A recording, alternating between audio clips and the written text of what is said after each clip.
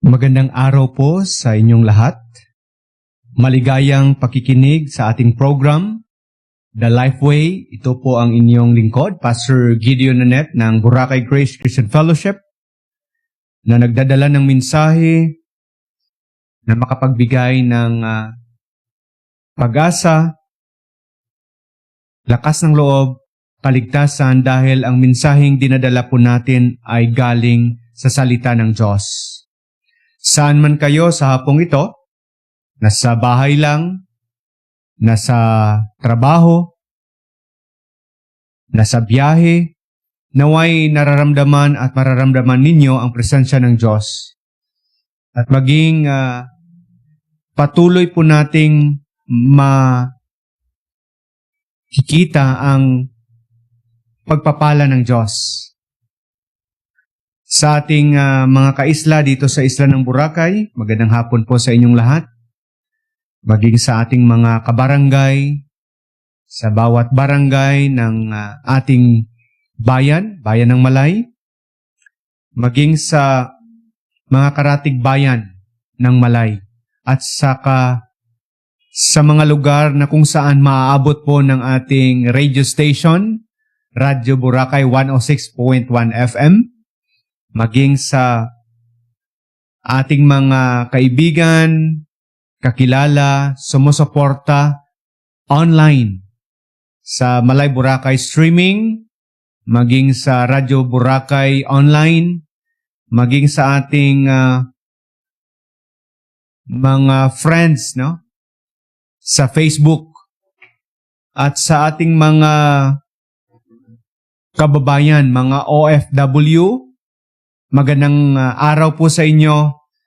Nakikita at naririnig po tayo online sa MyTuner, sa Radio Philippines, live online radio, at saka sa instant radio. So hindi po namin kayo personally nakikilala, pero nagkakakilala po tayo online. Nawa ang Panginoon ang patuloy na gumabay dyan sa inyo, sa ibang lugar, sa ibang bansa. At yes, sa ating Facebook, sa YouTube channel, ay napapanood at napapakinggan po tayo. Sa ating mga kaibigan, kasamahan sa gawain, magandang hapon po sa inyo. At maging sa ating radio station, ang bumubuo ng Radyo Boracay, at maging sa bumubuo din ng Boracay Grace Christian Fellowship, salamat sa inyong pagsuporta, panalangin, na maibahagi po natin ang salita ng Diyos. Sa ating pagpapatuloy, gusto lang po nating batiin ng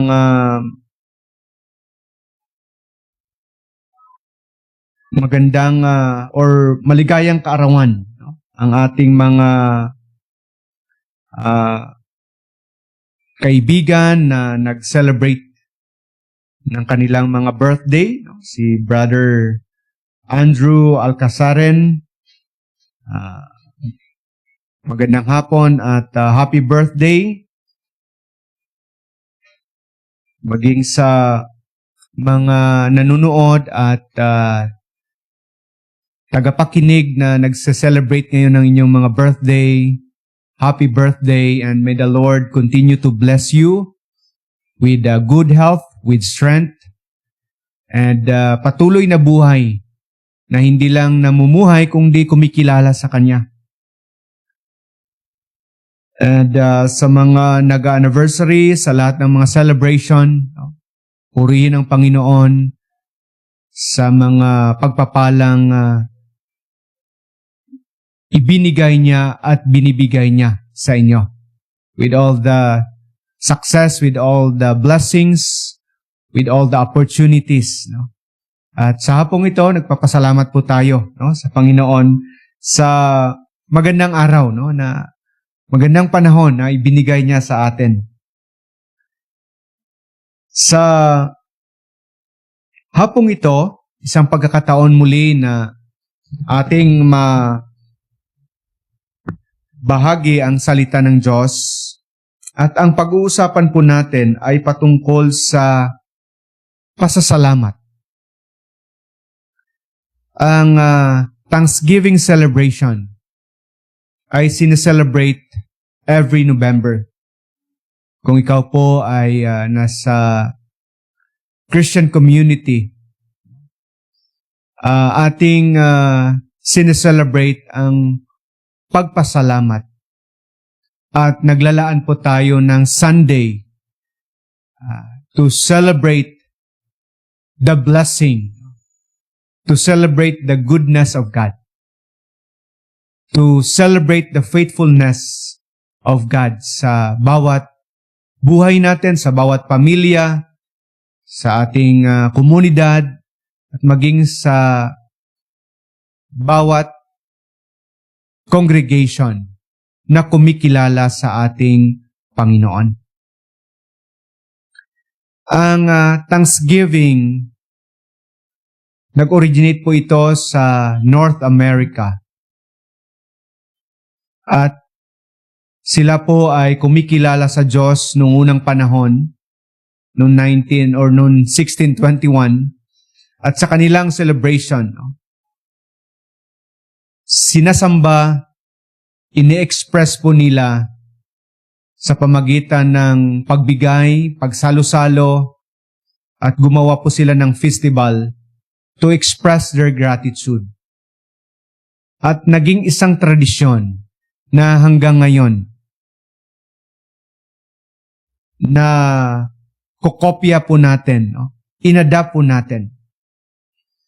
But bago man yan nangyari, from the Word of God, sabi po ng passage po natin sa 2 Corinthians 9:15, si Pablo sabi niya, thanks be unto God for His unspeakable gift. At bago pa man kay Pablo, from the Old Testament, may mga writings na ang mga kumikilala sa Panginoon na nagbibigay ng pasasalamat.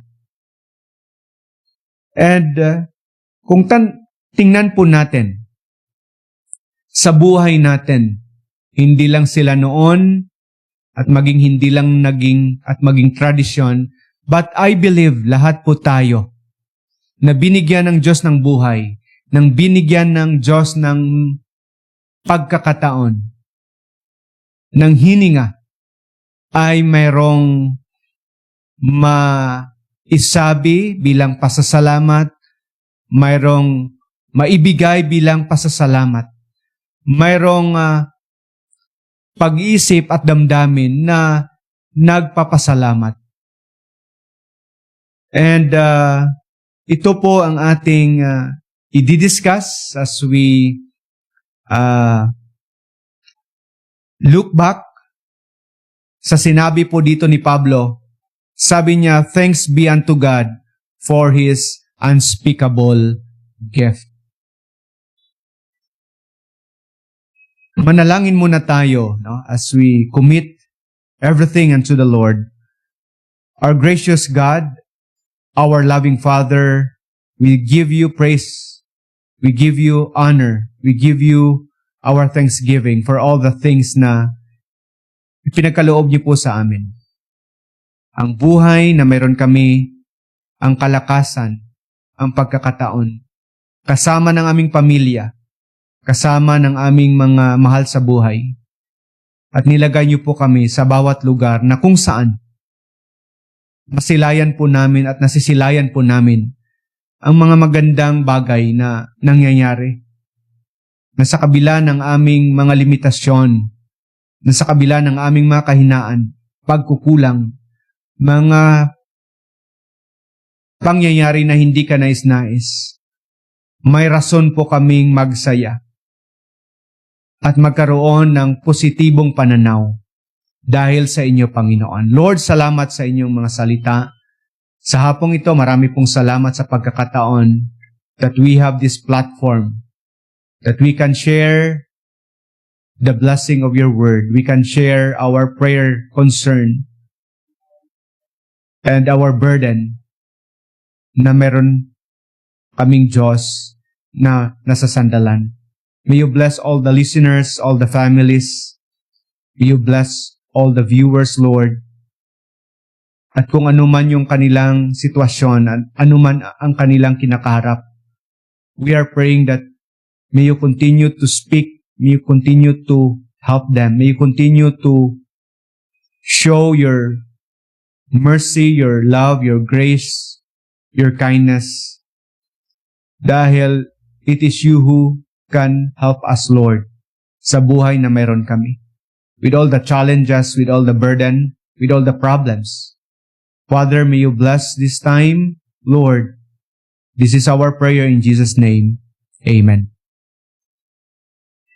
Sa lahat ng mga gustong masabi ni Pablo, based sa kanyang natutunan, nakikita, at nararanasan,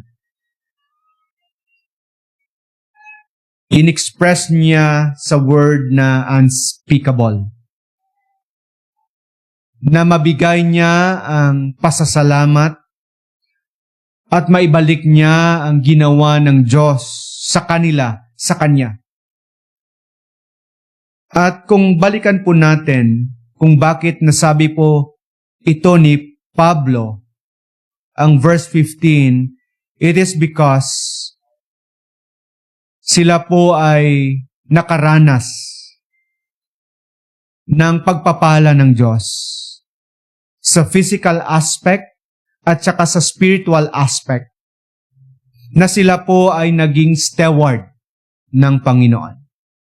Physically, naging steward po sila dahil mayroon silang pagkakataon na ma-share nila ang blessing sa mga kapatiran na nakaranas ng kahirapan doon sa Jerusalem. Nasa Corinth po sila, so nag-extend po sila ng pera, nag-gather po sila ng offering para ma-meet ang mga needs. At ang result po nito, papuri sa Diyos.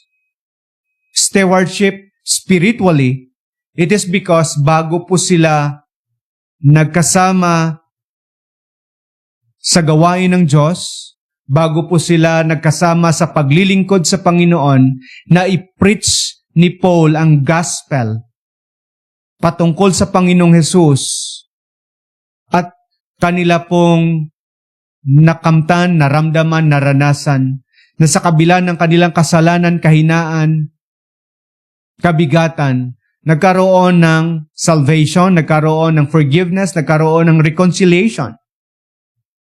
That's why ang end result po nito is thanksgiving. Ang end result po nito ay gratitude. Praise and worship galing sa kanilang mga puso. It is because God moved their hearts. God transformed their lives. So, dito, nakikita po natin na bago natin maintindihan ang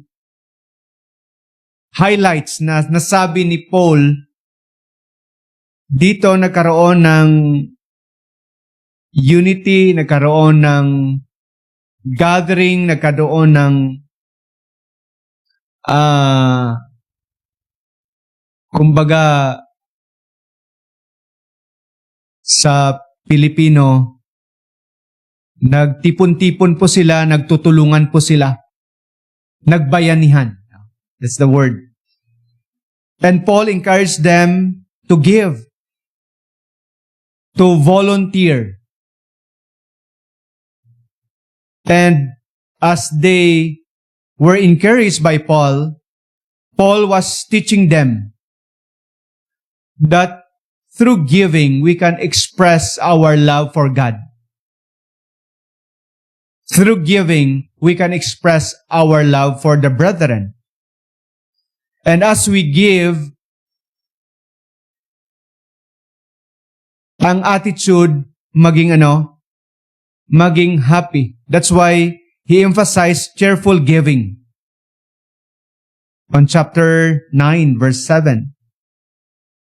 And God blessed them. And God reward generous giving. That's why nasabi po ito ni Paul, but thanks be to God for this unspeakable gift. Because knowing kung ano ang transformation na nangyayari. Because of the grace of God that works in their life. God's grace to the believers. And because God's grace is at work, believers transformed by God's grace can now be an instrument in helping one another. And once naging instrumental ang bawat buhay na naligtas at nababago ng Panginoon, God is glorified. Therefore, nasabi niya on verse 15, thanks be unto God for His unspeakable gift. Sa buhay ng isang tao, bago ito magkaroon ng bunga, dapat magkaroon po ito ng binhi. At ang binhi dapat ay tumubo, lumago, mamumulaklak at magkaroon ng bunga. So sa buhay nila, si Kristo ang naging binhi. Ang salita ng Diyos ay naibigay na makakilala po sila sa Panginoon at sila po ay lumalago. Hindi naging madali ang paglago. Pero dumating ang panahon na sila po ay lumago at naging kagamit-gamit. And sabi ni Paul, thanks be unto God for His unspeakable gift. So tatlong bagay ang makikita po natin in this statement of Paul on verse 15. First, the giver of the gift. Second, the gift itself. And number 3, the greatness of this gift. Why unspeakable? So sabi niya, thanks be unto God. Kung mayroon pa tayong makita at ma-appreciate ang nagbibigay ng regalo. Hindi una ang regalo. Kung mayroong una man tayong makita sa buhay na mayroon tayo, hindi yung buhay po natin, kundi ang buhay, ang nagbibigay ng buhay. Which is, sabi niya, thanks be unto God. Kung may pasalamatan man tayo, hindi muna ang natanggap, ang naranasan, ang nararamdaman po natin, kundi kung saan po ito nanggaling, kung sino po ito ang nagpasimula. Our worship, our gratefulness, our thanksgiving should come. Magkakaroon ng right direction galing sa Diyos. Huwag po nating kalimutan, kaligtaan na kilalanin ng una ang Diyos na siya ang pinanggalingan ng lahat. Hindi po dito nasabi ni Pablo, salamat sa inyo, salamat sa pera, salamat sa pagmamahal nyo sa isa't isa. Kundi, Lord, salamat dahil sa inyo. Sila po ay nabago. Sila po ay nagpapagamit. Sila po ay nagtitipon at naibigay ang sapat na tulong na kailangan ng mga nangangailangan. So our gratitude must be directed upwardly. Why? Kasi ang tendency, human as we are, nakakalimutan palagi ang giver. Naniniglect palagi ang giver. Napahuli palagi ang giver. Masabi po natin na tayo muna. Tao muna. Hindi. God first. With all the blessings, with all the responsibilities, with all the opportunities, we should always remember that our God, the creator of heaven and earth, must be the first person because He is the ultimate source.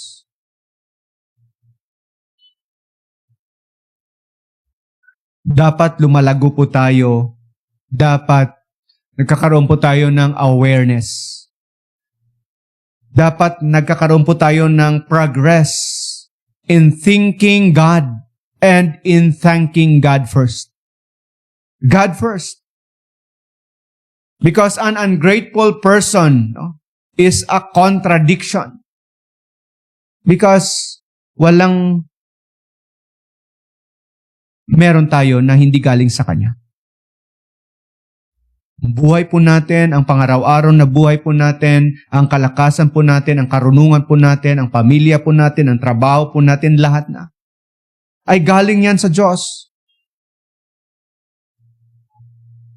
So when we fully understood that everything comes from God, everything owned by God,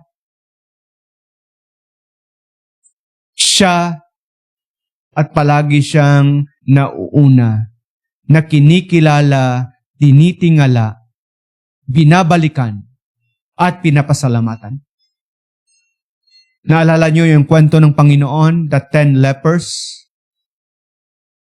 Nung nakaranas po sila ng kagalingan, isa lang po ang nakaalalang bumalik sa Panginoong Jesus. So when blessing comes unto your life, when blessing comes unto our life, first and foremost, balikan po natin ang Diyos. Maraming nakapasa ngayon sa board exam, nursing board exam. Marami ngayong nakatanggap ng Christmas bonus. Maraming naging successful sa bawat career. Maraming mga nalampasan ng mga problema, mga pigati.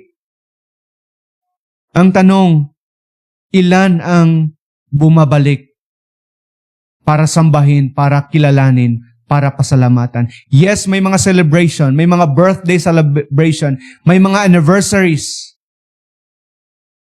Pero ilan ang nagsasabi na, tara manalangin tayo, tara magsaya tayo sa Panginoon?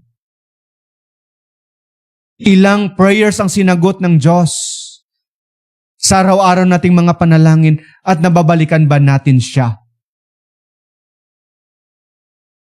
So, the giver of every good gift, the giver of gift.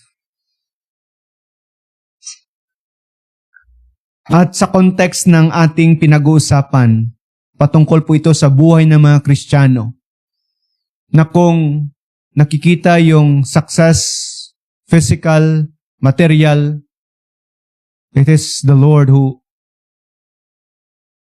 is at work in their lives. Dahil yon sa kaligtasan. na ibinigay ng Diyos sa kanila. At ito yung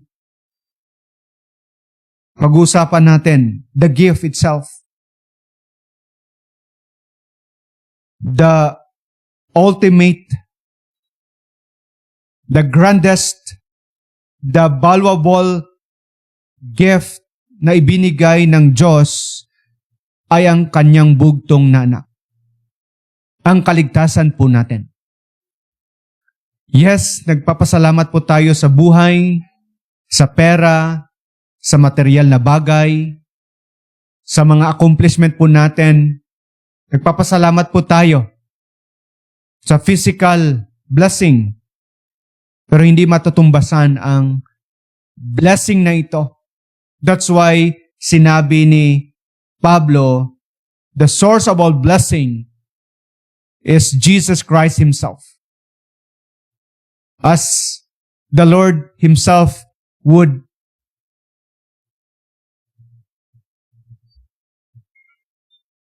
emphasize, the greatest love, the greatest gift, the greatest giver is God Himself. For God so loved the world that He gave His only begotten Son, that whosoever believes in Him will not perish but have everlasting life. Sa buhay ng isang mananampalataya, the greatest gift is your relationship with God through Jesus Christ. The eternal life, the forgiveness of our sin, being a child of God. Maging sayang ang lahat kung wala ang Panginoong Hesus sa buhay mo.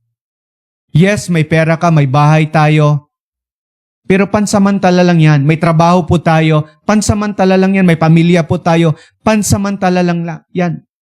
Why? Because ang regalong naglalast forever is the gift of the Lord Jesus Christ into your life. That's why kumbaga mayroong saysay ang pagsasakripisyo, ang pagpapagal. Mayroong saysay ang bawat panahon if you have the Lord Jesus Christ in your life, because there will be a eternal hope. So the gift of salvation, Paul is talking about, because they knew Christ, they believe in Christ, they have relationship with Christ. Whatever they do,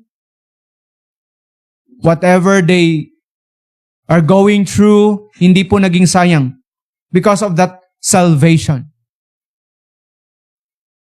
Sabi nga ni Jesus, kahit ikaw pa ang pinakamayaman sa buong Boracay, kung hindi mo natanggap ang pinakarigalo ng Diyos, ang kanyang bugtong na anak, it is not enough.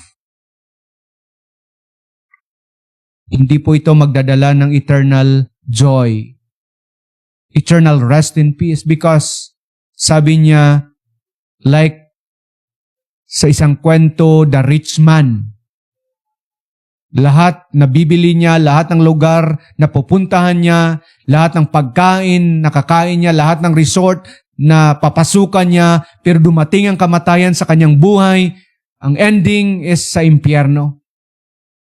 Nabaliwala ang lahat ng pinundar, ng nilaan niya, ng pinaghahandaan niya, because the only gift, the important gift, the eternal gift, is the gift of the eternal Son, the Son of God, the Lord Jesus Christ.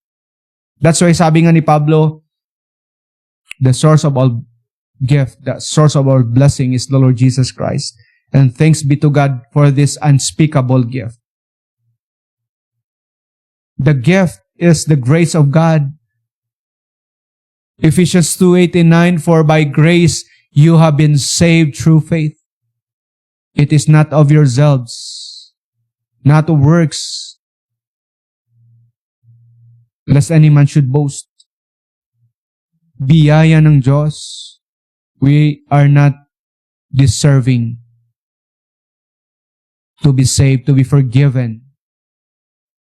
Hindi tayo deserve na mabigyan ng pagkakataon na makilala ang Diyos, but God in His mercy, open our hearts, open our mind.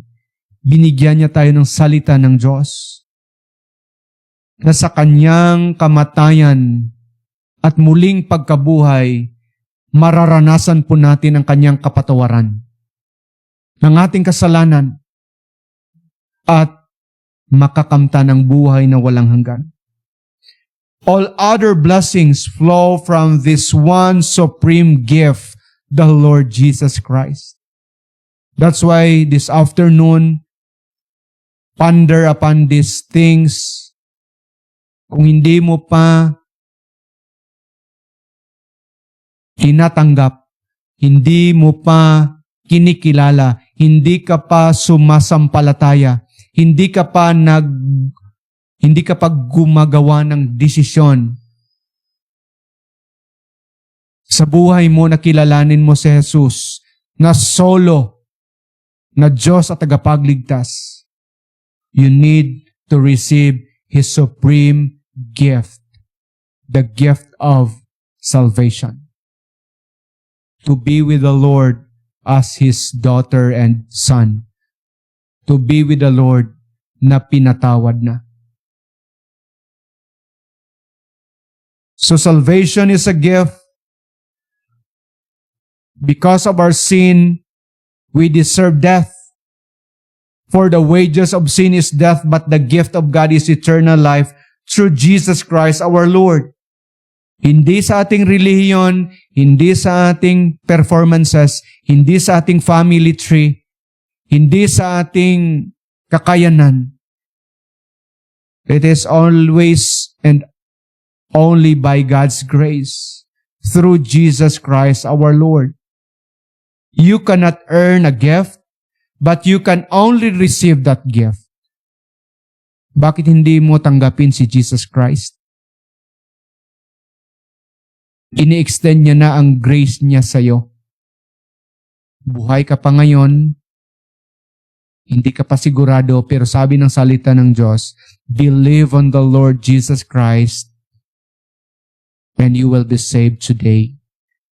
Bakit hindi mo pa tanggapin ang biyaya ng Diyos?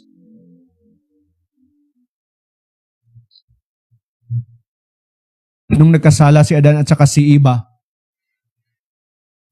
ang ginawa ng Diyos, hinanap niya, tinawag niya.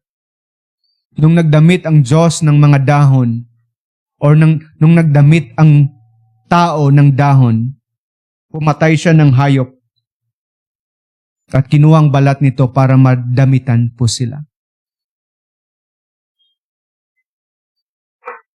Nung bago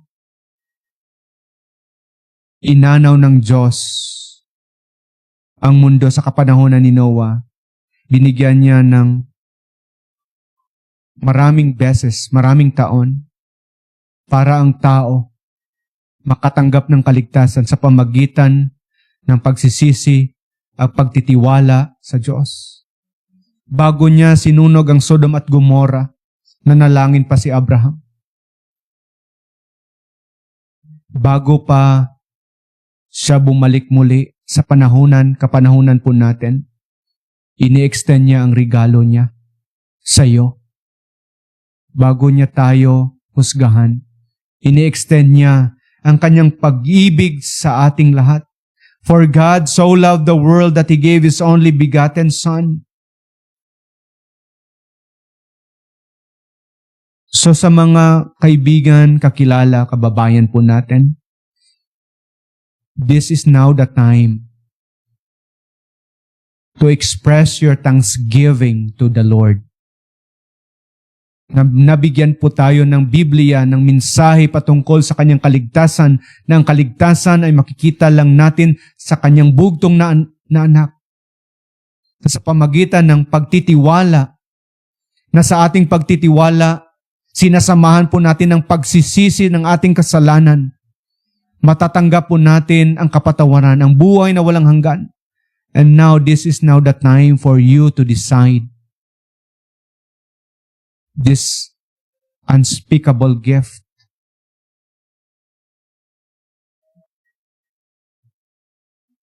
No money involved, no religion involved. Ang involved lang po dito is the truth from the Bible patungkol sa anak ng Diyos na nagmahal sa atin. Nagbayad ng ating kasalanan sa cross, namatay, muling nabuhay. At sabi niya, tanggapin mo ako sa buhay mo. Sumampalataya ka sa akin. Allow me to be your Lord and Savior sa buhay mo. Be connected. Have a relationship with me. We cannot earn our salvation. Baka nagsasabi po tayo na hindi totoo yan, na may langit at impyerno. Hindi totoo yan, na si Jesus ang daan. Nagkakamali po tayo. Because lahat po na nasabi ng Biblia ay totoo po. He is waiting for you. When God said He loves you, He wants to save you, He is the only hope, the source, He is the only Savior. It is true. And this is now the time to receive this unspeakable gift. Bakit hindi mo pa gawin ang desisyon sa araw na ito?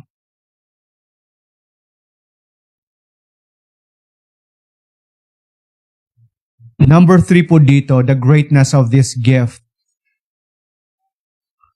When you say unspeakable, hindi lubos na mabilang, hindi niya lubos na maisip, hindi niya kayang i-contain, hindi niya kayang i-express, hindi niya kayang i-describe perfectly. Too great for human language. Why? We are talking about eternity. We are talking about God.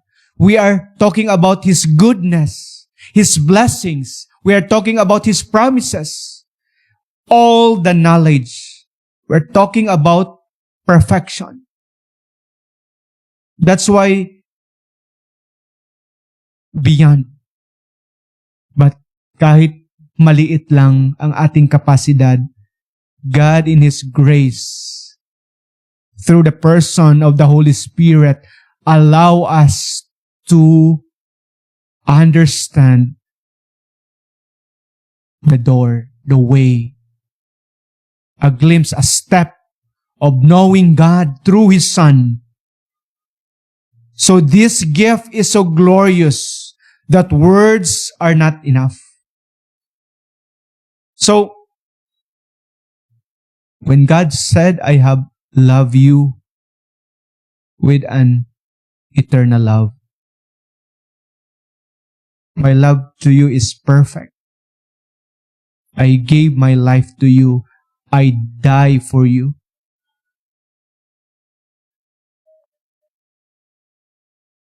Yes, as we meditate on the love of God, could you imagine na tayo po hindi karapat-dapat, pero ang Diyos po ay gumawa ng lahat. Tayo po ay makasalanan, siya po ay banal, ginawa niya ng paraan. Siya po ay nagkatawang tao. Siya po ay creator, pero nag-undergo po siya. Spirit po ang Diyos, pero nag-undergo po siya. The Word became flesh and dwelt among us. What a word to describe, unspeakable. Ang proseso po na siya po ay hari ng mga hari, walang makapagsabi ng masama, masakit, malalaswa, walang hindi po siya sinasaktan at makaranas ng masasaktan, but dinaanan niya yon. Ang Diyos po ay eternal pero dumaan siya sa kamatayan. When He took a human form for us, for you, na makita po natin kung ano ang kanyang pag-ibig, ano ang kanyang biyaya. He died on our place. Hindi siya kriminal. He is a righteous person, pero naging kriminal siya. Pinasan niya yung kasalanan mo. Ang kasalanan nating lahat. That's why unspeakable, because He died on our place. Hindi niya tayo kaano-ano. To the point na kung imagine po natin, wala tayong gana sa Kanya. Hindi tayo interesado sa Kanya. Hindi natin siya iniisip. But long time ago, in the past, nasa isip niya na tayo. Iniisip niya yung kapakanan po natin. Iniisip niya ang kaligtasan po natin. What a gift. Unspeakable gift. And He took our place. And He died on the cross, shedding His blood, crying. He died crying for you. Father, forgive them. Father, forgive them. And this is now the gift, the greatest gift. Hindi lang po ito Thanksgiving celebration. Ang Christmas story, hindi lang siya tradisyon. But it is a truth that God loves you, loves us so much that He died.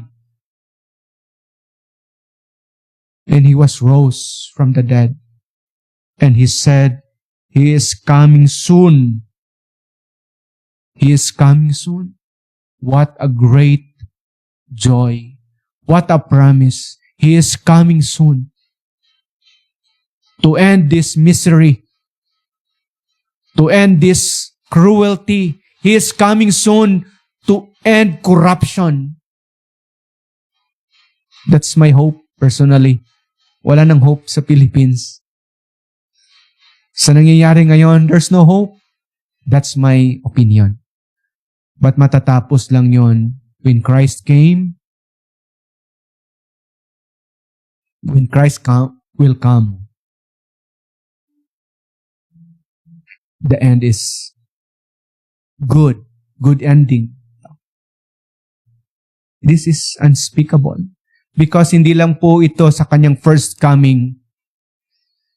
Sa present, this unspeakable gift ay nangangasiwa, namumunga, gumagalaw sa bawat buhay ng may Kristo.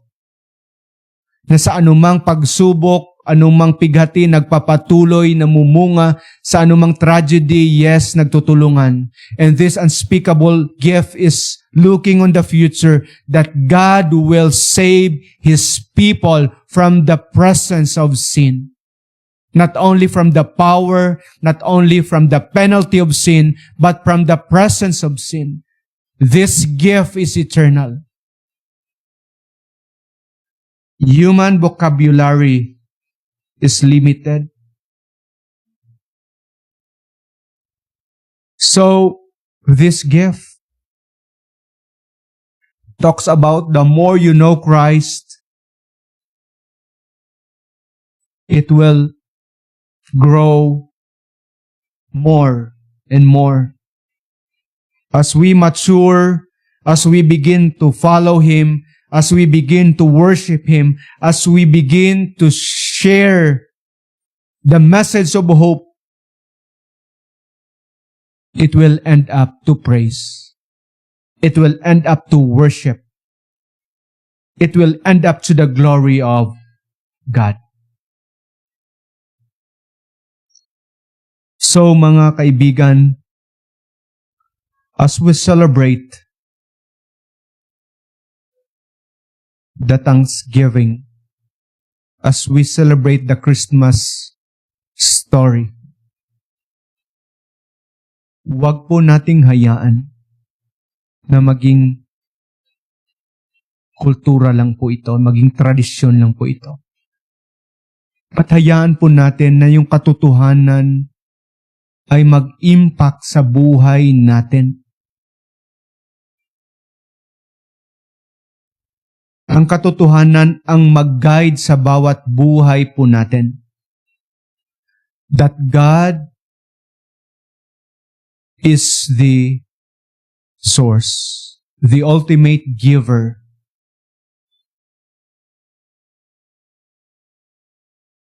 And we should seek Him first sa buhay po natin.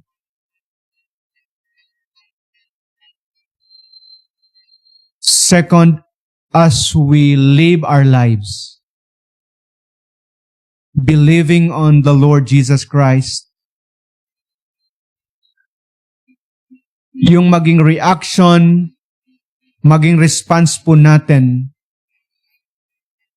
ay resulta, ay bunga ng kanyang pangungusap sa puso po natin. Hindi siya pakitang tao, hindi siya requirement, hindi siya legalistic or religious activity. But rather, it is a response na kung tayo po ay nakaranas ng pagmamahal, ng biyaya, we can extend grace and love and mercy because of the Lord. And lastly, all for the glory of God. All for the glory of God. So this afternoon, kung hindi mo pa mapasalamatan ang unspeakable gift, it is because hindi mo pa masabi na unspeakable siya. Bakit hindi mo i-try ang regalo na to? Bakit hindi mo papasukin, i-allow si Jesus sa buhay mo? Bakit hindi mo siya kilalanin, tanggapin? Bakit hindi ka sumampalatay sa Kanya? Bakit hindi mo i-consider? Try it.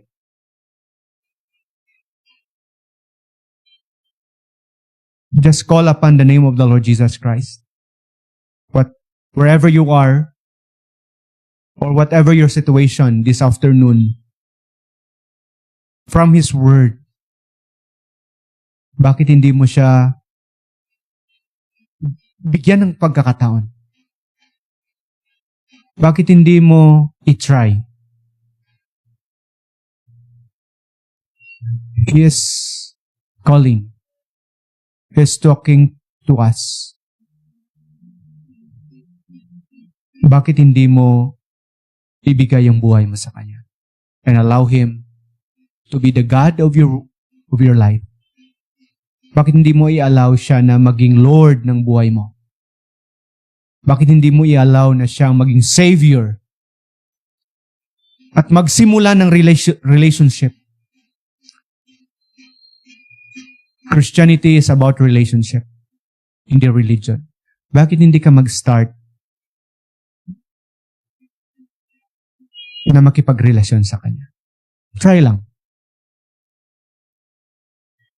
Knowing with all the things na nangyayari, naririnig, nakikita, Jesus is our only hope. He is the source, He is the greatest gift. Bakit hindi mo i-allow? Please. This is unspeakable gift ay ina-offer ngayon sa iyo. Hindi mo ito tatrabawin, hindi mo ito babayaran, hindi mo ito bibilhin. Simply receive it by faith. Believe on the Lord Jesus Christ and you will be saved. Not to believe is very, kumbaga, nakakalungkot, because not to believe is to reject Christ. And to reject Christ is to reject God's greatest gift for you.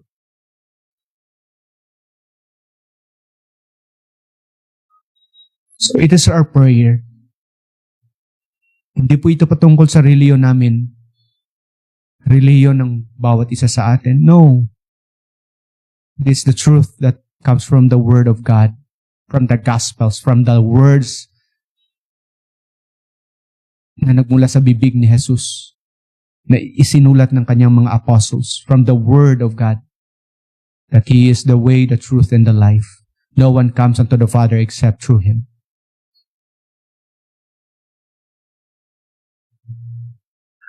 And to us, sa mga fellow believers, sa mga kapatiran,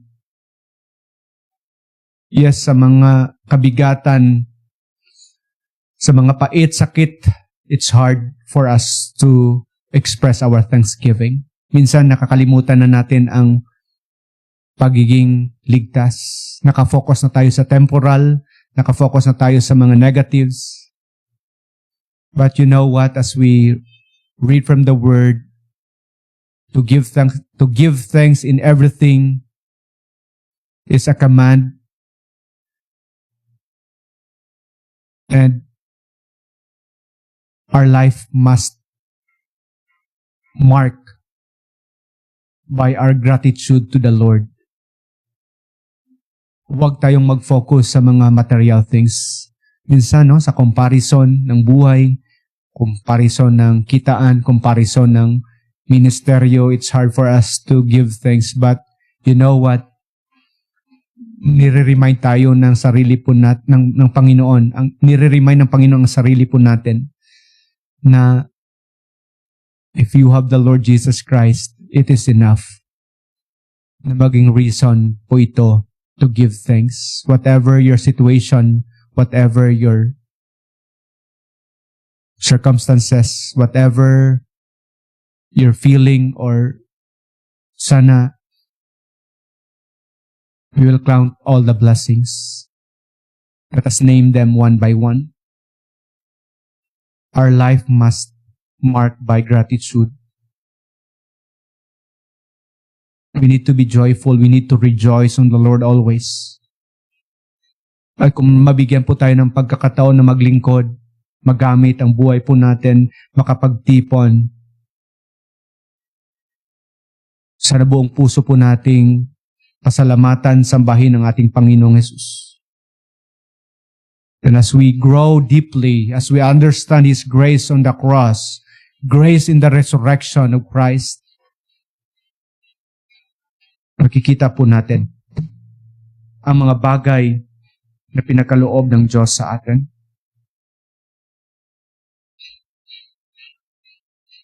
So, as we close, let us draw near upon the throne of His grace so that ang hindi pa nakatanggap ng regalo ay makatanggap ng regalo ng buhay na walang hanggan. And tayo na nakatanggap na ng buhay na walang hanggan, magpapatuloy po tayo sa pagsamba, sa pagsunod, at sa pagpagamit sa gawain ng Panginoon. So, we praise God for His unspeakable gift na nagpapatuloy mula noon hanggang ngayon. Purihin po ang ating Diyos. At magandang hapon sa ating lahat.